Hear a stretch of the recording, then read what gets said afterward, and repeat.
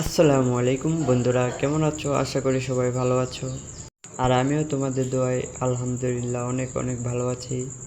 আর এবারে একটি ভিডিও নিয়ে আসলাম, একটি লুডোসের ভিডিও। আর এই ভিডিওটি মূলত আমার বাসায় করছি, তাই কোনো পার্টনার নাই, শুধু আমি আমার বোন যে ক্যামেরা ধরে রাখছে। আর ভিডিওটি আমার নিজ বাসায় তৈরি করা।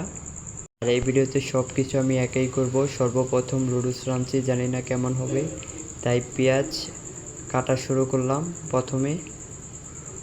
আর পেঁয়াজ কাটতে কাটতে কি বলবো, পেঁয়াজের যে ঝাঁজ, চোখ একবারে নষ্ট হয়ে যাওয়ার মতো। কিন্তু এর ভিতরে অনেক আনন্দ আছে, যেহেতু একটি উৎসাহ নিয়ে একটি ভিডিও বানাইতেছি। আর সর্বপ্রথম লুডোসের ভিডিও আমার নিজের হাতের। জানি না কেমন হবে খাইতে, দেখা যাক কেমন হয়। পেঁয়াজ কাটা শেষ হলো, এবার মরিচ কাটবো। আর মরিচ মূলত দাও দিয়ে কাটাটা অনেক কষ্টকর, তার জন্য ছোট বোন একটি মরিচ কাটার যন্ত্র এনে দিল পাশের রুমে থেকে।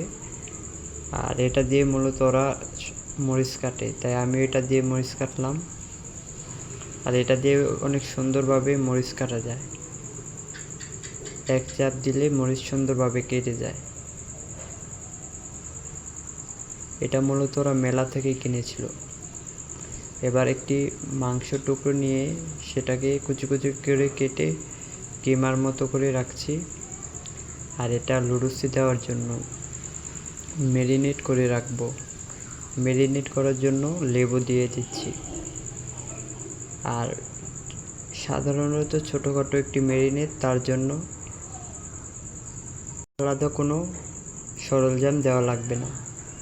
ম্যারিনেট করার পরবর্তীতে আমি লুডুসগুলো সিদ্ধ দেওয়ার জন্য পানিতে ফুটিয়ে ফেললাম। বয়স মূলত আর বাড়াবো না, কারণ বয়স শুনতে বিরক্ত লাগে হয়তো। ভিডিওটি দেখো, আর দেখে ভালো লাগলে পরবর্তী ভিডিওর জন্য উৎসাহ দিবে। ধন্যবাদ, সবাই ভালো থাকবে। আল্লাহ হাফেজ।